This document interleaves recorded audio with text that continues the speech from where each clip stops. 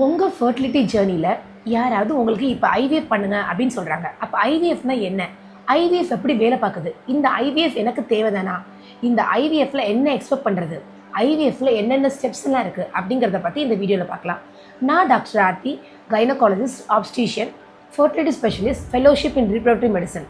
சில பேர்லாம் fertility journey போகும்போது திடீர்னு டாக்டர்ஸ் எல்லாம் உங்களுக்கு ஐவிஎஃப் பண்ணுங்கள், இதை பண்ணுங்கள் அப்படின்னு அட்வைஸ் பண்ணுவாங்க. அப்போ நிறைய பேருக்கு ஐவிஎஃப்னா என்ன அப்படின்னு டவுட் இருக்கும். உங்களுக்கான கிளியர் கட்டான வீடியோ தான் இந்த வீடியோ. மேஜராக ஐவிஎஃப்ல 5 ஸ்டெப்ஸ் இருக்குன்னு சொல்லலாம். ஃபர்ஸ்ட்டு ஒவேரியன் ஸ்டிமுலேஷன், 2வது எக் ரெட்ரைவல், 3வது ஃபர்டிலைசேஷன், 4வது எம்ப்ரியோ டெவலப்மெண்ட், 5வது டிரான்ஸ்ஃபர். இந்த 5 ஸ்டெப்ஸும் ஐவிஎஃப்கான ஸ்டெப்ஸ்ன்னு சொல்லலாம். ஃபர்ஸ்ட் ஐவிஎஃப்னா என்ன? ஐவிஎஃப் அப்படின்னா இன் வைட்ரோ ஃபர்டிலைசேஷன் அப்படின்னு சொல்லுவோம். அதுதான் ஐவிஎஃப். இன் வைட்ரோ ஃபர்டிலைசேஷன் அப்படின்னா என்னென்னா, இன் வைட்ரோ அப்படின்னா வெளியில் வச்சு, கிளாஸ் அப்படிங்கிறது அதனுடைய மீனிங். அதாவது ஒரு கருவை வெளியில் வச்சு உங்கள் பாடியிலேருந்து வெளியில் எடுத்து வெளியில் வச்சு அதை ப்ராசஸ் பண்ணுறது பேர் இன் வைட்ரோ ஃபர்டிலைசேஷன். இதில் என்ன பண்ணுவாங்க அப்படின்னு பார்த்தீங்கன்னா, உங்களுடைய கரு முட்டைகளை டெவலப் பண்ணி வெளியில் எடுத்துகிட்டு வந்துடுவாங்க. அதே மாதிரி ஹஸ்பண்டோட ஸ்பெர்மையும் வெளியில் எடுத்து அதை ரெண்டையுமே வெளியில் ஜாயின் பண்ணி வெளியில் டெவலப் பண்ணி அதை ஒரு 5 days வரைக்கும் வெளியிலேயே வளர்த்து நல்ல கருவாக இருக்கா அப்படின்னு செக் பண்ணி உங்கள் உடம்புக்குள்ளே திருப்பி கொண்டு போய் செலுத்துவாங்க. இதுதான் ஐவிஎஃப். இது யாருக்கெல்லாம் யூஸ்ஃபுல்லாக இருக்கும் அப்படிங்கிறது பார்த்தீங்கன்னா, majority first of all fallopian tube. சில பேருக்கு கரு குழாய்களில் அடைப்பு ஏற்பட்டவங்களாக இருப்பாங்க, அவங்களுக்கு கண்டிப்பாக இது யூஸ்ஃபுல்லாக இருக்கும். சில பேருக்கு சிவியரான மேல் ஃபேக்டர் இன்ஃபர்டிலிட்டி, அதாவது ஸ்பெர்ம் ரொம்ப கம்மியாக இருக்கிறது, இல்லை ஸ்பெர்மோட மூவ்மெண்ட்டே இல்லாமல் இருக்கிறது, அந்த மாதிரி ஸ்பெர்ம்ஸில் ஏதாவது ப்ராப்ளங்கள், டிஎன்ஏ ஃப்ராக்மெண்டேஷன், இல்லை மார்ஃபலாஜிக்கல் அப்னார்மாலிட்டி, அந்த மாதிரி ஸ்பெர்ம் சைடில் ஏதாவது சிவியரான ப்ராப்ளங்கள்லாம் இருக்குது அப்படின்னா அதை பண்ணுற வேண்டியிருக்கும். 3வது எண்டோமெட்ரியோசிஸ். சில சமயம் எண்டோமெட்ரியோசிஸ் கிரேட் 3, கிரேட் 4 அந்த மாதிரியான எண்டோமெட்ரியோசிஸ்லாம் இருக்குன்னா உங்களுக்கு தேவைப்படலாம். 4வது பிசிஓடி.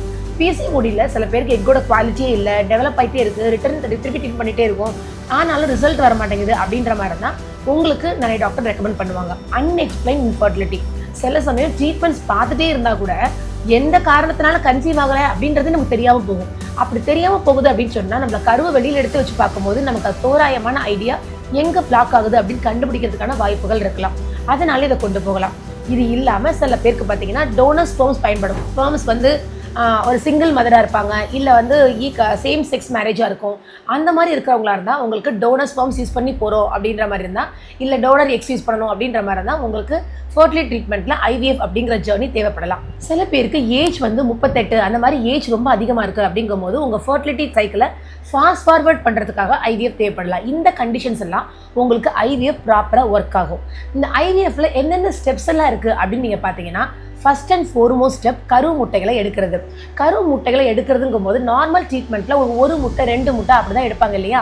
ஆனால் அட்வான்ஸ் ட்ரீட்மெண்ட்டில் நிறைய எக்கு வெளில எடுத்தால் தான் நம்மளால் குவாலிட்டியான எக் எது ஃபர்டிலைஸ் ஆகுது, எது நல்லா இருக்குது அப்படின்னு தரம் பிரிக்கிறதுக்கு எக்கு எனஃபாக கிடைக்கும்.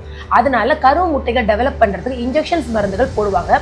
போட்டதுக்கப்புறம் அந்த முட்டைகளை ஒரு ஊசியின் மூலமாக வெளியில் எடுத்துருவாங்க. இந்த வெளியில் எடுத்த கரு முட்டையோட உங்கள் ஹஸ்பண்டோட ஸ்பெர்ம் எடுத்து சேர்க்கறது. சேர்த்தக்கப்புறம் அதை ஃபர்டிலைசேஷன் செக் அப்படின்னு சொல்லுவாங்க. அந்த சேர்த்தக்கப்புறம் ஒரு நாள் கழிச்சு கரு முட்டைகள்லாம் ஸ்பெர்மோட சேர்ந்துருச்சா அப்படிங்கிறத ஃபாலோ பண்ணுவாங்க. அதுக்கப்புறம் ஒரு 4-5 days வரைக்கும் ஒவ்வொரு நாளும் கரு முட்டைகள் ப்ராப்பரான ஸ்டேஜஸில் டெவலப் ஆகுதா, மல்டிப்ளை ஆகுதா அப்படிங்கிறத பார்க்கறது அடுத்த ஸ்டெப்ஸ். இதில் டெவலப் ஆன டே 5 எம்ப்ரியோஸை சில சமயம் ஃப்ரெஷ் ட்ரான்ஸ்ஃபர்னு சொல்லுவோம். அதே சைக்கிள்லேயே கொண்டு போய் கர்ப்பப்பைக்குள்ளே வச்சுருவோம். பிசிஓடி ஒரு சில விதமான டிசீஸ்லாம் இருக்கும்போது சில சமயம் ஃப்ரெஷ் ட்ரான்ஸ்ஃபர்ஸ் ஒத்து வராது அப்படின்னு நினச்சா அதை ஃப்ரோசன் எம்ப்ரியோ ட்ரான்ஸ்ஃபர் அப்படின்னு சொல்லுவாங்க. ஃப்ரோசன் எம்ப்ரியோ ட்ரான்ஸ்ஃபர் அப்படின்னா இந்த கரு உருவான அந்த கரு இருக்கு இல்லையா, அதை கொண்டு போய் -120 degreeல ஃப்ரீசிங் பண்ணி வச்சிடுறாங்க. இந்த ஃப்ரீசிங் பண்ண எம்ப்ரியோ உங்களுக்கு லாங் டேர்மில் அப்படியே இருக்கும். அந்த எம்ப்ரியோ திருப்பி உங்களுக்கு என்னைக்கு தேவைப்படுதோ உங்கள் எண்டோமெட்ரியம் மட்டும் டெவலப் பண்ணி அந்த எண்டோமெட்ரியத்தில் உங்களுக்கு அந்த கருவை திருப்பி பண்ணி மறுபடியும் பழைய டெம்பரேச்சர் கொண்டு வந்து எக்ஸ்பேண்ட் பண்ணி அந்த எம்ப்ரியோவை உங்கள் கர்ப்பப்பைக்குள்ளே மறுபடியும் செலுத்துகிற சைக்கிளுக்கு பேர் டிரான்ஸ்ஃபர் சைக்கிள்னு பேர். தோராயமாக நம்ம எவ்வளோ நாள் இந்த ட்ரீட்மெண்ட்டுக்கு தேவைப்படும் அப்படின்னு பார்த்தீங்கன்னா, சில சமயம் 2 monthsலையும் பண்ண முடியும், சில சமயம் 3 months 4 months தேவைப்படும். ஃபர்ஸ்ட் ஆஃப் ஆல் உங்கள் ட்ரீட்மெண்ட்டில் உங்கள் டிசீஸ் ப்ராசஸ் என்ன அப்படிங்கிறத உங்கள் டாக்டர் ப்ராப்பராக அனலைஸ் பண்ணிட்டாங்கன்னா அந்த டிசீஸ் ப்ராசஸுக்கு தேவைப்படக்கூடிய டயத்தை அவங்க கொடுப்பாங்க. எக்கு குவாலிட்டியாக வேணும் அப்படின்னு சொன்னால் அந்த எக்கு டெவலப் பண்ணுறதுக்கு ப்ராப்பரான குவாலிட்டி எக்கு டெவலப் பண்ணுறதுக்கு டைம் கொடுக்கலாம். இல்லை ட்ரான்ஸ்ஃபர் பண்ணுறதுக்கு முன்னாடி உங்கள் எண்டோமெட்ரியமில் ப்ராப்ளம் இருக்குது அப்படின்னு சொன்னால் அதை கரெக்ட் பண்ணுறதுக்கு டைம் இருக்கலாம். அதனால் டைம் லைன்ஸுங்கிறது வந்து ஒவ்வொருத்தவங்களுக்கும் மாறுபாடாக அமையலாம். ரிசல்ட் பாசிட்டிவாக இருக்கணும்னு யோசிக்கணுமே தவிர நம்மளுடைய டைம் லைன்ஸை பற்றி பெருசாக இதில் கவலைப்படக்கூடாது. உங்களுக்கு ஐவிஎஃப்ல வேறு ஏதாவது டவுட்ஸ் இருந்தாலோ இல்லை உங்களுடைய ஐவிஎஃப் ப்ராசஸில் ஏதாவது சிம்பிள் டவுட்ஸ் இருக்குது, எனக்கு ஏதாவது இப்படி பண்ணால் பெட்டராக இருக்குமா அப்படின்னு ஒரு கம்பேனியன்ஷிப்பில் ஒரு டவுட் கிளியரன்ஸ் வேணும் அப்படின்னு சொன்னால் எனக்கு மெசேஜ் பண்ணுங்கள். உங்களுக்கு கண்டிப்பாக அதுக்கான ஆன்சர் கிடைக்கும்.